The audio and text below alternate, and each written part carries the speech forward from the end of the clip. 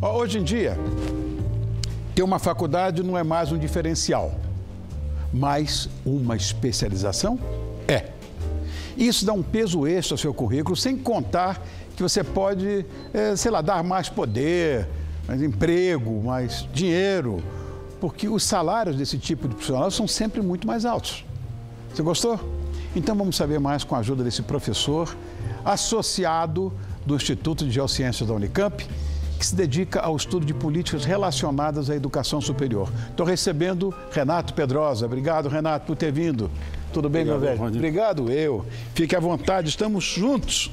Essa história do upgrade que eu estava falando, mas é fundamental. Eu acho, mesmo, Renato, diante desta crise empregatícia que a gente está vivendo aqui no nosso país,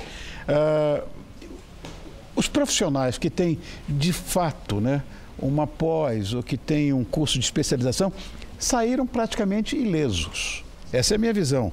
Será que um pós-graduado tem, de fato, mais oportunidades profissionais? Sempre tem, né, Rony? Eu acho que a formação hoje no Brasil, nós temos 8 milhões de pessoas no ensino superior. Graduação, 8 milhões. Gente, é gente. Na pós-graduação são 270 mil. Tá. Então, vê a diferença. O que está acontecendo? A pós-graduação no Brasil é nova. As pessoas olham, mas nos outros países já tem mais gente e tal. Aqui no Brasil nós temos 50 anos praticamente de pós-graduação.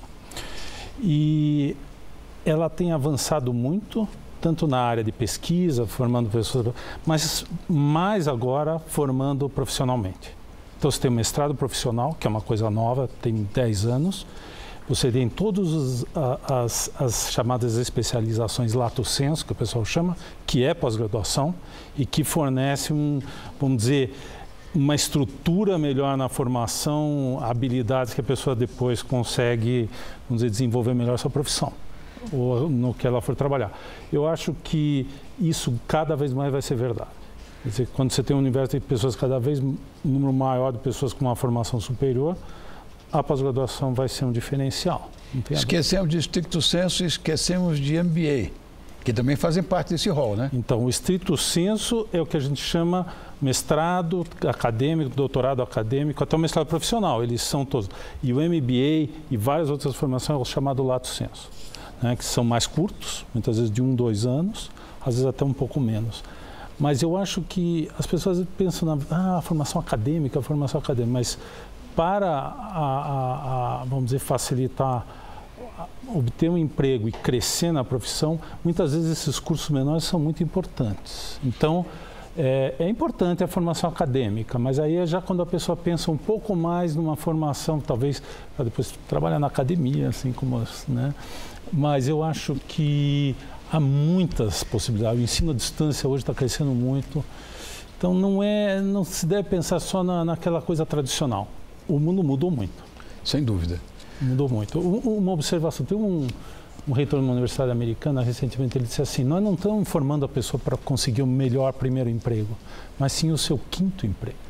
Legal, legal. Porque realmente, né, as pessoas passam pouco tempo, mudam, tem muita mudança no mercado de trabalho, a gente está vendo o mundo está mudando muito em muitos aspectos. Né? Tá, a gente vive um mundo imediatista, sabemos disso, mas o seu aconselhamento qual é? O cara acabou de fazer a sua formação acadêmica ortodoxa, né? Ele acabou de se bacharelar.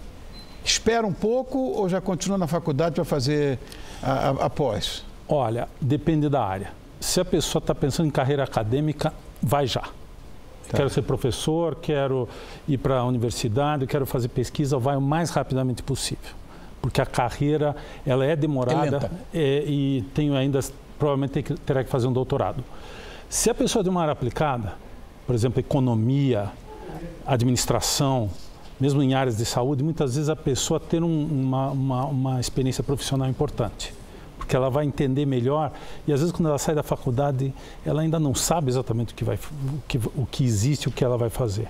Então, às vezes, investir logo numa pós-graduação pode ser uma perda de foco, ela não sabe, continua naquilo que ela já está fazendo e às vezes tendo uma experiência. Então, depende se é mais para a área profissional ou mais para a área acadêmica. Agora, por que o número de pessoas que ingressam nesses cursos acadêmicos ainda é baixinho? Olha, não é tão baixo. É claro, quando você compara, eu falei, são 270 mil pessoas. É muita gente, mas se você for comparar com 8 milhões... 8 milhões, mas é a graduação. E lembra que desses 8 milhões, Rony, uma parcela grande é um pessoal mais velho que está voltando para fazer sua graduação porque não fez. Mais da metade deles tem mais de 24 anos. Então, o pessoal jovem que termina o ensino médio e já entra na universidade é uma parte, não é esse todo 8 milhões. Então, esse pessoal que vai sair, depois eles vão procurar uma especialização. Aquele pessoal mais jovem que pensa na carreira acadêmica, olha, o Brasil tem, a gente está formando 20 mil doutores por ano, 40, 50 mil mestres. Para o sistema brasileiro de educação, que a boa parte desse grupo vai, é um número bem razoável, né? Os países desenvolvidos vão formar 30 mil, os Estados Unidos formam 50 mil doutores por ano, mas tem um sistema gigante, tem quase uma vez e meia a população ou mais, e tem um sistema universitário gigante que absorve mais a indústria. No Brasil, ainda não temos uma indústria contratando nossos mestres e doutores acadêmicos. Isso ainda falta. Claro. Agora há pouco você está falando de pesquisa. Quem gostaria de seguir nessa área de pesquisa tem que fazer na mesma hora após. Mais rápido. Como é que nós estamos na produção das pesquisas nacionais? Olha, assim como a pós-graduação, a pesquisa do Brasil há 30 anos atrás praticamente não existia. Com as exceções que fazem a regra. E hoje o Brasil tem um dado interessante assim, o Brasil tem 2,8% da população do mundo, tem 2,8% do produto da economia do mundo e tem 2,8% das publicações científicas do mundo. É a mesma porcentagem, uma dessas... Não é uma coincidência. O Brasil é um país que está exatamente naquela chamada economia de nível médio. Então, o Brasil, todas as características... Então, a nossa produção científica é compatível com o nosso nível econômico e com a nossa, vamos dizer, com a nossa população, com o tamanho da nossa população no contexto mundial.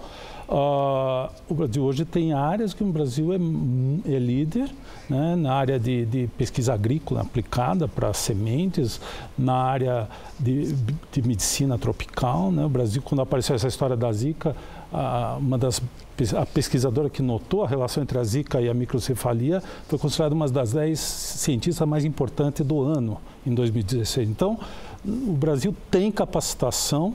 Muitas vezes a gente precisa um pouco mais, não só governo, porque as pessoas falam muito ao governo, mas a própria indústria, a gente sente uma falta da indústria brasileira demandar a ciência que o Brasil produz. Como acontece em vários países. Você está falando dessa cientista. Eu li uma coisa aqui muito interessante, eu acho que valia a pena a gente. Isso é uma informação interessante.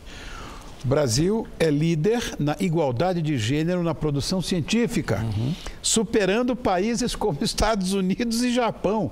Como é que a gente chegou a isso? Eu acho é um pouco a juventude da nossa ciência, da nossa formação. Quer dizer, quando o Brasil começa a crescer o sistema universitário mais rapidamente, a partir dos anos 60 e a pós-graduação, é também a época em que há a revolução de gênero, em que as mulheres passam a entrar no mercado de trabalho já em grandes números, né? Então, esses países que a gente está falando são países que fizeram a sua ciência numa época em que as mulheres não participavam do mercado de trabalho. Correto. Então, hoje o Brasil tem mais mulheres se formando no ensino médio, mais mulheres se formando no ensino superior, mais mulheres terminando o mestrado e já o doutorado. Ainda não é a maioria nas universidades, e tal, mas em algumas áreas são. E já na pesquisa aparece em várias áreas, elas são líderes, e é esse dado que se deu, que é um dado fantástico, né?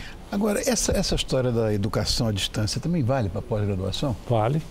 Vale, quer dizer, na área acadêmica menos, mas nessas áreas que eu falei mais aplicadas, né, cursos mais curtos, especialização, lato sensu, está crescendo muito. Quer dizer, a gente tem um número assim que a gente nem sabe direito de quantas pessoas fazem curso à distância no Brasil, porque esse dado é difícil. Mas é assim, tipo 6, 7 milhões de pessoas. Uma parcela pequena é que está fazendo curso de graduação, 1 milhão e pouco. Mas tem 6, 7, 8 milhões de pessoas fazendo curso à distância o tempo todo. E boa parte é nesses cursos de mais curta duração, especialização, que a pessoa aprende uma coisa para já usar na sua prática, né? Eu vejo muita gente que depois da sua graduação, então, depois do seu bacharelado, parte para uma pós-graduação, mas numa história completamente diferente daquela coisa ortodoxa que ela estava seguindo. Outra coisa completamente diferente. No meu caso. O seu caso é? Eu sou engenheiro. Sei. Já fui fazer mestrado na área de matemática e de lógica, que é uma área muito abstrata e muito acadêmica. Depois eu ainda mudei de novo para a geometria e depois eu mudei da área de geometria para a área hoje de política científica e tecnológica, que é a minha área de pesquisa atual. Então, você veja, como eu falei, o reitor da Universidade Americana disse: nós estamos formando você para o seu primeiro emprego, nós estamos formando você para o quarto, quinto e o sexto. Já está no quinto. E é isso, quer dizer, a pós-graduação é uma chance de mudar. Por isso que às vezes a pessoa precisa pensar bem, porque às vezes a tendência é ficar naquela mesma coisa.